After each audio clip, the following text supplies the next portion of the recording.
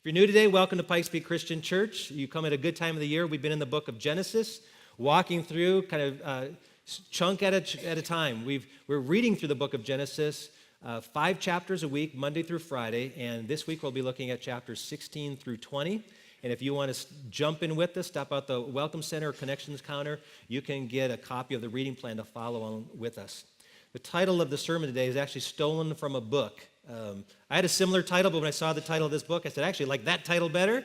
It's called Do Hard Things. It was a book written by Alex and Brett Harris, two teenagers who are getting discouraged because of what culture was doing for young people. And they felt that the culture was actually not challenging our young people and really just letting them go through life, kind of going through school, getting good grades, and doing minimal things. And they said, you know, years ago, people used to challenge young people to have high aspirations, go change the world. And we're not doing that much anymore. And so in this book, it's really a call to young people to do this. He says, what would our lives look like if we set out on a different path entirely, a path that required more effort but promised a lot more reward? And they said there are 5 areas of hard things that they wanted to push people toward. One is to do things outside your comfort zone. Another was to go beyond what's expected or required. A third one was to do things that are too big for you to accomplish by yourself. Another was to do things that don't earn an immediate reward or profit. And then to do things that challenge the cultural norm. See, the cultural norm is to make things easier and more comfortable. And we like things like that, to be honest. We're all for comfort and ease. I mean, I remember the day when I used to have to walk up to my television set and turn the channel and then use a little dial there to fine-tune the station and then do this with the rabbit ears behind. We don't do that. Some of you kids are going, what's he doing? You have no clue how difficult it was to change channels on your TV. And now you just go like this. You just point a clicker at it and push a button. And a lot of life is that way. If I want to adjust the thermostat or put some music on, I tell Siri or I tell Google Assistant or Alexa to do it for me. And they take care of it. I mean, I don't have to bother getting a coffee filter and measuring coffee and putting in the filter. I just drop a K-cup in there and put the lid down, and I get this great cup of coffee. I mean, I actually saw a commercial about this device that you hook up to your stomach and it has little electrodes. And it shocks your abs so they're flexing all day long. So what happens is the claim is you'll have rock hard abs and never have to exercise because it will do it for you. That's what we want, things that are easy and simple, but the truth is the best things come the hard way. I'm not talking about making things unnecessarily hard, but I just know the good things in life don't come easy. You don't coast to growth.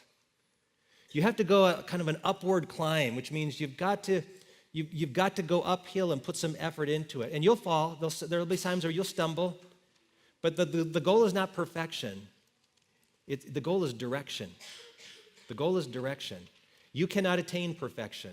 But you can set yourself in a direction of constant growth. But in order to do that, you'll have to bypass the easy way and choose to do things that are hard. And we're going to see that in the story of Abraham. Through the chapters we read this week, we see a whole series of Abraham sometimes doing some things that are really good, and then some things that just amaze us how foolish he was in doing these things. And we think, how could God pick Abraham to be this man that's kind of held up as an example of faith when he makes some decisions that really aren't based on faith at all? They're based on fear.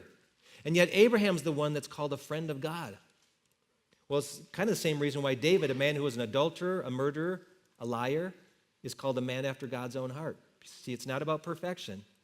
It's about direction. It's about people who make mistakes. Sound familiar? Right? That's us. People who make mistakes, but who get back up and walk in a Godward direction. And that Godward direction is uphill.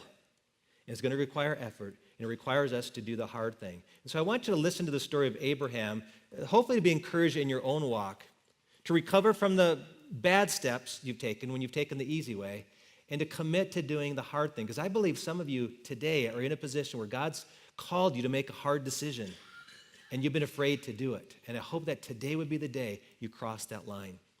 So I'm going to read in Genesis chapter 16, the very first story. It says, Now Sarai, Abraham's wife, had borne him no children, but she had an Egyptian slave named Hagar. So she said to Abram, The Lord has kept me from having children. Go sleep with my slave. Perhaps I can build a family through her." Abram agreed to what Sarai said. So after Abram had been living in the Canaan 10 years, Sarah, his wife, took her Egyptian slave Hagar and gave her to her husband to be his wife. He slept with Hagar, and she conceived. When she knew she was pregnant, she began to despise her mistress. Then Sarai said to Abram, "You are responsible for the wrong I am suffering. I put my slave in your arms, and now that she knows she is pregnant, she despises me. May the Lord judge between you and me. Your slave is in your hands," Abram said. "Do with her whatever you think best." Then Sarai mistreated Hagar, so she left from her.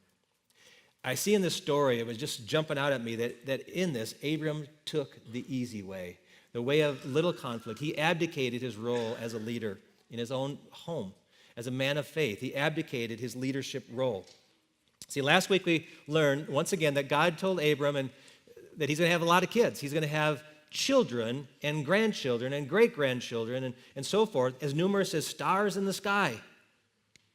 And yet, here it is, several years later, he's not having any children yet. And yet God said, "You're going to be the father." But we never hear at this point that Sarah's to be the mother. So she starts to wonder, maybe I'm not the woman that God wants to do this through. So maybe you should sleep with our slave girl, Hagar, and then she could bear your child. And so Abram says, "Whatever you say, dear." And so he goes off with Hagar, and we don't know if this is a one-time event or if this happens several times, because obviously you don't know the next day if she's pregnant. So, he's probably tried several times, and she finally gets pregnant. And when she does, it just infuriates Sarah. She looks at her and feels that Hagar has contempt for her, that because of her barrenness and the fact that she's pregnant, she's better than her. Now, that's how she feels. We don't know if that's what Hagar's thinking. I kind of doubt that that's what Hagar's thinking, but Sarah feels that way. And so who does she blame? Abram. You caused this to happen. It's all your fault. And I could feel Abraham saying, "What are you talking about? I'm just doing what you told me to do. You want it, baby? I got you, baby. Aren't you happy?" She goes, "No, not happy." Because here's what I'm reading in the story. What she wanted wasn't as much the baby as the assurance that God was still working out his plan through them. Catch that. What she wanted wasn't the baby. What she wanted was the assurance God was working through them with his plan. Because the fact that when she found out she was pregnant and drove her away says, okay, she's willing to give up the baby now. Maybe she wanted something different. I think she did. I think what she wanted was for Abram to step up as a man of faith and assure her that God was still at work. See, what would have happened if Abram had said to Sarah when she suggested that, say, no, you're my wife, and you're the only wife I ever need. God has made us a promise. And until he tells me to do otherwise, we are going to hold faithful to him. We're going to trust him. And we're going to get busy about the work he's called us to do. By the way, I've got a candle lit in back, and Michael Bublé's playing. And you look pretty good tonight, babe. Let's go make a baby. Just imagine, if that was Sarah, what would she think of her man at that moment? That's my man. Man of faith, a man who loves God, a man who's correcting my faulty thinking. But that's not what he does. And so he steps back, and now that there's a mess, says, hey, you fix it. Do whatever you want with that girl. So she treats Hagar harshly and drives her away. Now, if you've read the story, this is pretty amazing. Hagar goes, she's really a homeless girl now that's pregnant, and she goes out in the wilderness, and the Lord comes along beside her. And the Lord speaks to her. And he says, Hagar, go back and submit yourself to your master, Sarai. Go back. Do the hard thing. I know she treated you harshly. Go back. Be a servant to her. That's what I'm calling you to do. And, by the way, I'm going to bless you. You're going to bear a son. His name will be Ishmael. He'll be the father of a great nation, and you will be blessed. And you know how Hagar responded to this? She didn't say, you want me to do what? No. It's really beautiful. What Hagar says back to the Lord is, truly I have seen him who looks after me. Isn't that what Sarah wanted? Isn't that what Sarah wanted from Abraham? A man who looks after her? A man who sees her need, who hears her and responds. See, I believe Abram abdicated acting as a faithful leader in his own home. And he did it because he was afraid. He maybe was afraid of his wife, or afraid of her anger or her emotions. He didn't know how to deal with it. And so a lot of guys are like that. A lot of us are like that. We don't know how to deal with it. Do whatever you want. Do whatever you say, dear, I'll do it. And so that's what he did. And he's really messing things up because he's afraid. You know what it says in the book of Romans, chapter 14, verse 23, whatever is not of faith is sin. Because when fear moves in, faith moves out. You can't have both. Either you're operating in faith or you're operating in fear. And Abraham right now is operating in fear. And obviously there's a clear lesson to husbands. If you're married, there's a message here that we need to be men of faith. We need to lead our wives, our homes in faith. But there's a message for wives. There's a message for any parent in here. You need to step up and be a leader when you've been placed in a position of authority. If God's given you leadership authority, then lead in faith. You have a business, if you're a coach, if you're in a position, any position of leadership, lead faithfully. Lead the person toward reliance upon God.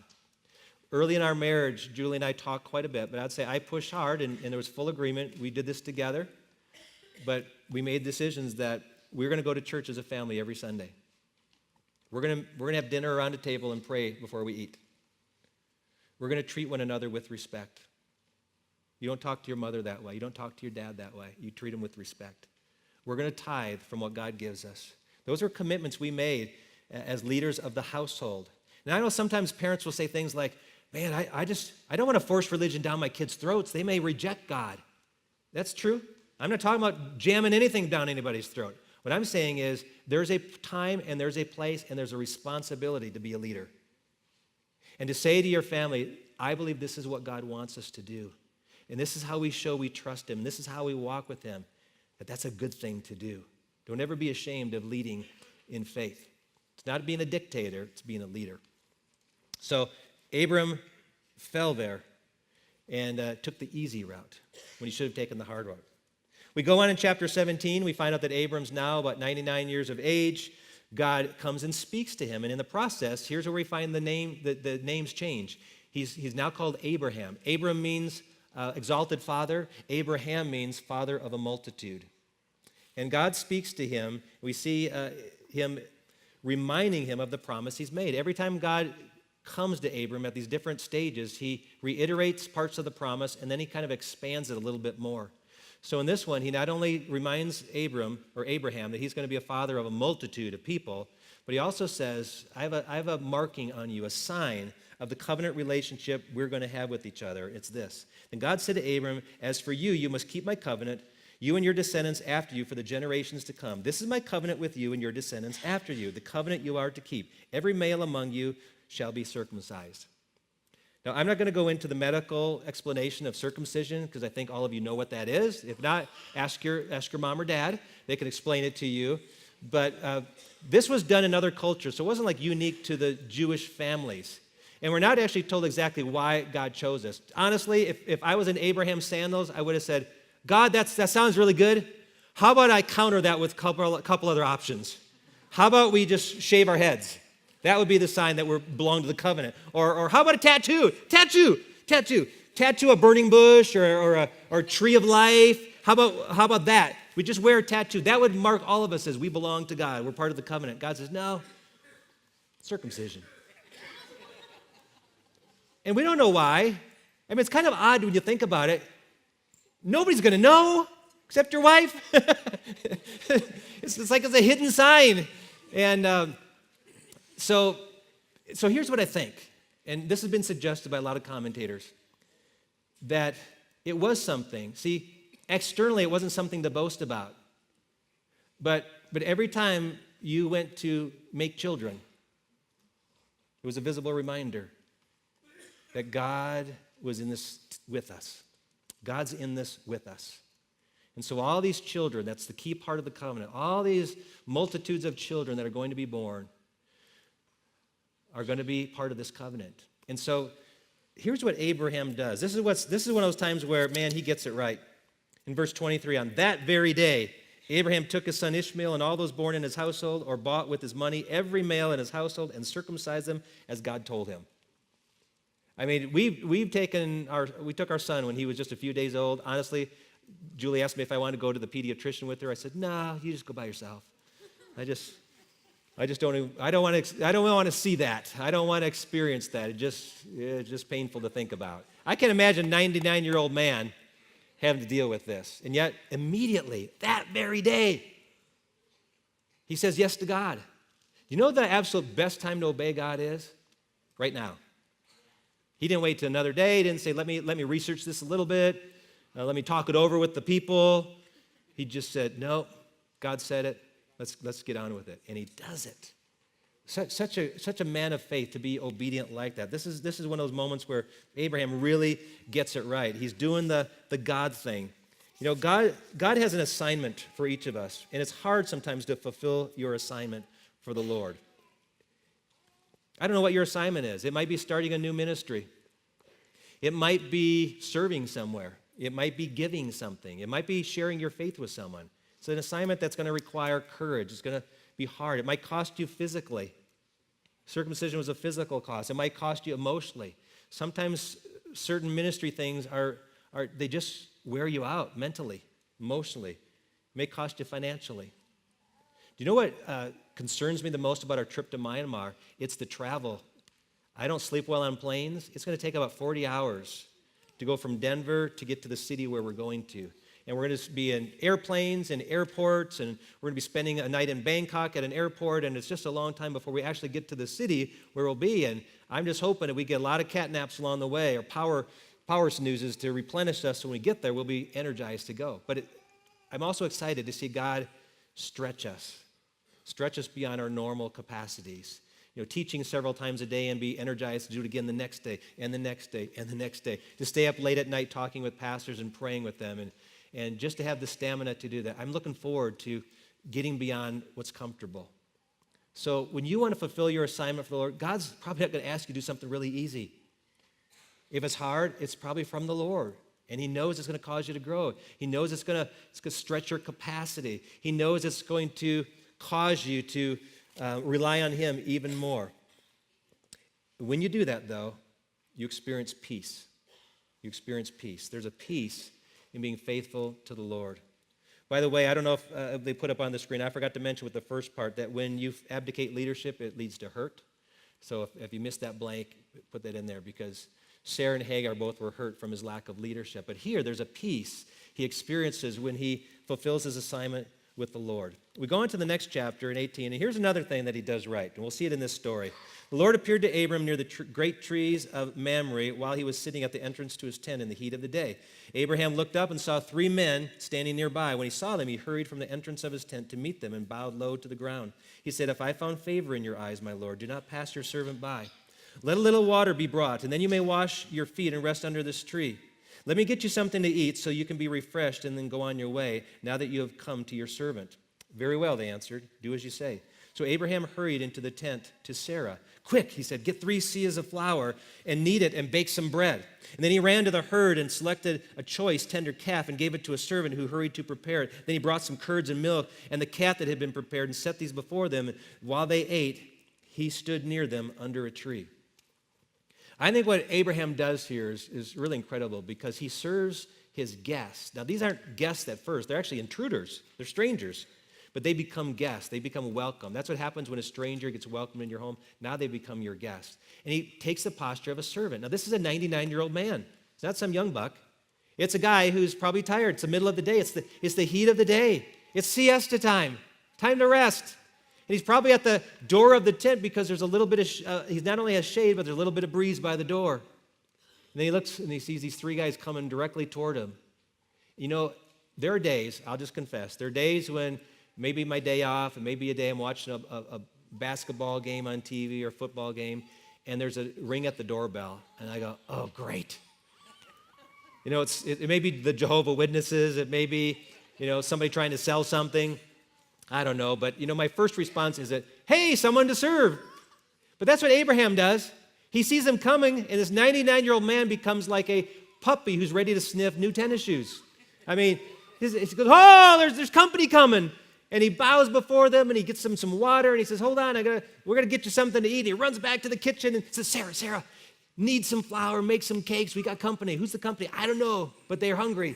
And he runs over here, and he goes to the field, and he says, hey, that calf right there, I think that's the one. Go ahead and butcher it, start to roast it. We're going to have a feast tonight. Who's the feast for? All these 3 guys that stopped by. Who are they? I don't know, but it's going to be good. And so when all that's done, now this has to take probably a couple hours, I would think. He brings the food, sets it before them, and then he steps back and stands quietly under a tree. And what he's doing is taking the posture of a servant. I'm not here to eat with you. I'm here to serve you. I think, what an incredible statement from this man who's God's made this great promise. He didn't say, like, I'm above that. I'm God's chosen man. No, he says, oh, I'm chosen to serve. Do you know that in the Bible, there are 2 lists of qualifications to be an elder? One's in Timothy and one's in Titus. And there are some similar things in both lists. Things like he's able to teach, he's a man above reproach. But here's an interesting characteristic that's in both lists. He must be hospitable. He must be hospitable. He must be someone who enjoys hospitality, who welcomes people in his home. Because there's something powerful that happens when you bring people into your home. It's very personal. There's something that's honoring when someone says, hey, come sit at my table and eat my food. And I think we've lost that a lot in our culture. And yet the Bible commands us in 1 Peter 4:9, offer hospitality to one another without grumbling. Because when you do that, you're doing something extremely loving to the Lord. You remember when Jesus told the parable of the sheep and the goats? In the midst of that parable, in Matthew chapter 25, he says, for I was hungry, and you gave me something to eat. I was thirsty, and you gave me something to drink. I was a stranger, and you invited me in. And what he's doing for these 3 men, which we find out are actually angels, and one of them is the angel of the Lord, which may be God himself, we don't know. It's the angel representing the Lord. He's serving them. He's loving them. He's giving of himself to them. It's costing him something. Remember, when you do the hard thing, it's costful. It's costly. It can cost you financially. Several years ago, Julie and I went to Arusha, Tanzania, on a mission trip. And there was a pastor in that community that wanted to have us over one afternoon. So we went over to their house. His name's Robert Molel. He and his wife met us, and they hugged us. And then when we sat down, they went to the kitchen and brought out a small plate that had little chunks of beef on it and 2 Coca-Colas. And then they set it there, and they went and sat across the room on a sofa with no food. Felt really uncomfortable being the only ones eating, but they said, please eat. And when someone offers you something, especially in another culture, you accept it. So we accepted it. We chewed. It was kind of chewy meat. It was very flavorful. It was very humbling to eat meat by ourselves and to drink Coke and to have this conversation with them. When we got back to the Price's house, the Prices were the missionaries that we supported in Tanzania at the time, Scott told us that most families don't have meat, hardly ever. And the only time they have meat is for special occasions. And what they did for you was a huge sacrifice financially, because they went out and got that meat for you. And then you realize people did that for us. It's pretty overwhelming. But you find that in cultures all around the world. But you don't find that a whole lot in the United States, because we're very protected. That's my house, my space. And honestly, we have these fears that if I invite those people over to our house, they're going to look at the decorations, they're going to look at our house, maybe it's not the greatest house, or I'm not the greatest homemaker, and we're worried about people walking away criticizing the way the house looks or the food or something like that. But think about it. When you're on the other side of it and you receive hospitality, is that what you do? Do you criticize the food and the way the house looks, or do you just say, man, that was so great they invited us over? That meant so much that they had us into their house. That's how people respond. They don't care about the stuff around. They care about you and the relationship, and it means a lot. And you know, there's a blessing that comes when you do that. Hebrews chapter 13:2. I think this was written with Abraham in mind. We don't know the writer of Hebrews, but in chapter 13, he says, do not forget to show hospitality to strangers, for by so doing, some people have shown hospitality to angels without knowing it. And Abraham was actually serving angels who came to be a blessing to them. There's a blessing when you serve. There's a blessing when you serve. See, Julie and I this past year have had some guests from Russia that we never met before, but we learned through another missionary that my wife knew when she went to Russia once, that these men were coming to the United States, coming to Colorado Springs, and that we might be a place where they could lodge for the nights that they were here. And so, about a year ago, they came, and these two big Russian guys came in our house. After watching all these movies, like with Liam Neeson, I think, they could beat us up and kill us. But no, they're big, and they speak. We have a hard time communicating, but they're welcomed, and they like to drink tea, and so we have a really good time with them. Well, they've been back 2 other times since then. And we're always blessed when they come into our home. And many of you have been afraid to do that. And I would just encourage you, sometime after a Sunday morning service, catch someone and say, hey, would you like to come over for coffee or dessert or dinner, into your home? It'd mean the world to them to get to know you in that way. And there's a blessing when you do that. And what happened in this story was the angels actually came with a message for Sarah. Remember, she's struggling. Is she the woman that's going to bear the child? I don't know. She doesn't know for sure. And the angel affirms this and says, in a year from now, she will have a child. Now, Sarah's listening from the kitchen, and she hears this, and she giggles to herself. And the angel hears it, and he's not laughing. He doesn't think this is funny. And he tells Abraham, because he hears Abraham and Sarah, and he knows their hearts. We're old people. We're beyond childbearing years. How is this going to happen? And the angel says this, is anything too hard for the Lord? Remember, this is very similar to a teenage girl who's told she's going to have a baby, but she's never been with a man, and she's to name him Jesus, and she says, how's this going to be? And the angel says, nothing is impossible with God. See, when God says he's going to do something, you just have to believe somehow, some way, God's going to do it. So he does something really good here, but then right after the story, he blows it again. He blows it again. Let me tell you the story. Now, Abraham moved on from there to the region of the Negev and lived between Kadesh and Shur, and for a while he stayed in Gerar. And there Abraham said of his wife Sarah, she is my sister. Then Abimelech, king of Gerar, sent for Sarah and took her.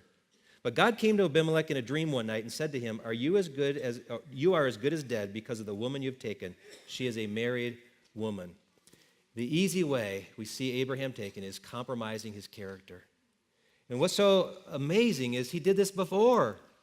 Back in chapter 12, Abram goes to Canaan, and there's a famine in the land. So he takes his wife Sarah and his nephew Lot, and they go down to Egypt. While they're there, he says, Sarah, you're very beautiful, and they're going to kill me to get to you. So let's just tell everyone you're my sister. So Pharaoh takes Sarah into himself, and he's going to sleep with her, and then he's inflicted with all these diseases, and his whole household gets sick. And he comes back to Abraham and says, what are you doing? There's something going on here you didn't tell me about. Oh yeah, that's really my wife. No wonder I'm under a curse. Take your wife, here's some animals, get out of here.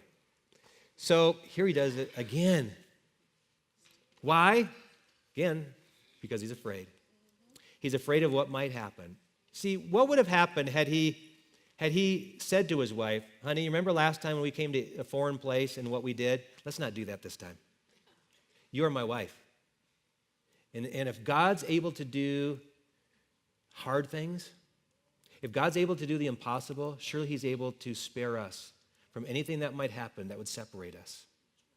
See, wouldn't that have been the faithful response? Instead, he cowers in fear and says, you're still looking pretty good at 99, and I want to live, so let's roll the dice with this one more time.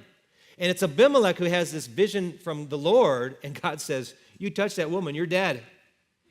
And so he comes back to Abraham and says, what have you done? Why did you do this to me? See, this is so ironic. The man who's not the believer has more integrity than the man who's a believer. That's what's so amazing. The man who doesn't even claim to follow God is more obedient to God in this moment than Abraham, who's the man of promise, who's the man that God had given this covenant to. And I think sometimes we miss a great opportunity when we, out of fear, compromise our character. When we give in, we fail to stand up for what's right. We give in to our friends at school. We give in to the pressures at work. We tell a little lie. We fabricate a story. We cross a moral line. We do things that we know are questionable simply because we're trying to save ourselves. We're trying to protect ourselves. We want to fit in. Do you know that when the worst time for kids that leave the house is like the first month of college? Because it's shown that first month of college, patterns get established of their character that carry with them the rest of their years of college. And they usually happen when they start getting invited to parties. They start getting invited to group settings where now they're being challenged. Do you really want to hold to the things that you believed were good? And once you start giving in, you give in again and again and again. See, God calls us to do the hard thing, to stand up and be a person of character. You know what? We should be, in our jobs, in our neighborhoods, in our families, the people of highest character. And what happened here is Abraham and his wife leave, and really, I think, in a lot of embarrassment. Hey, we really blew that one. We really blew that. That person probably doesn't think a lot of us now because of the way we handled this. Wouldn't it be far better to someone say, you know what? Maybe they even disagree with our moral position, but you're a person who's pretty solid on what you believe is true. You're a person who makes a stand and you stand firm with it. See, Abram missed an opportunity. But you know what? Next week we're going to see a story again where Abraham actually follows through and does what I think is the hardest thing he ever had to do. And you're going to hear that story next week. But we look at all this, these stories of up and down in Abraham's life, because you and I do the same thing. Sometimes we're really good, and sometimes we get it right, and then the next time we do something, and oftentimes the things we do are the things we did years ago. Like, how could I keep doing this thing that I thought I had outgrown?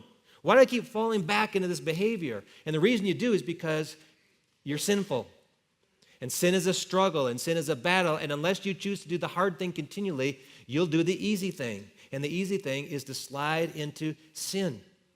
But I believe God's calling us today to step up again, to not focus on being perfect, but to focus on our walk with God, that I'm going to walk in the direction of faith. And right now with this issue that's facing me, this issue that's hard, I'm going to choose to do the hard thing rather than the easy thing. See, that's the key thing for all of us. When you're faced with a decision to make, will you bypass the easy thing to do the hard thing? Because when you do, your faith will grow. And so today I'm inviting you to do the hard thing. Now, I don't know what it's like for some of you. For some of you, it might be confronting someone over an issue. It might be confessing something to somebody. It might be apologizing to someone for the way you've acted or things that you've done. It might be sharing your faith with someone that doesn't know the Lord, that you've been so afraid of how they're going to react when you do. It might be making a financial commitment that you've been afraid to do because you don't know where things are going to come from to make sure your needs are met. You've been afraid to trust God in tithing because you just don't see it yet. And I'm just telling you, take the hard way of faith. Do the hard thing because you'll have peace and you'll be blessed when you do. So I want you to stand now, and prayer partners, if you'd be available all up front here, because some of you today is the day to do the hard thing. Now, I'll tell you that there's probably some of you in this place, and I run into them all the time in our church, who've been coming to church for weeks and sometimes months or years and have never walked down an aisle to surrender to Jesus Christ. It's like, I hear it, but I walk out maybe another day, maybe another time. You've never actually got into a baptistry to die with Christ, to symbolize your surrender to Him because you're afraid of what other people think. But I'm telling you today, don't let fear in today. Fear is a liar. Listen to the voice of faith and surrender to the Lord. If you've got an area of your life to surrender today, if you need to say yes to Him, if you need to come to Jesus for the very first time, to give it all to Him, our prayer partners want to affirm that. We want to pray over you today and make this a time of just giving it all to the Lord. Do the hard thing. Let's do the hard thing, and you'll be blessed.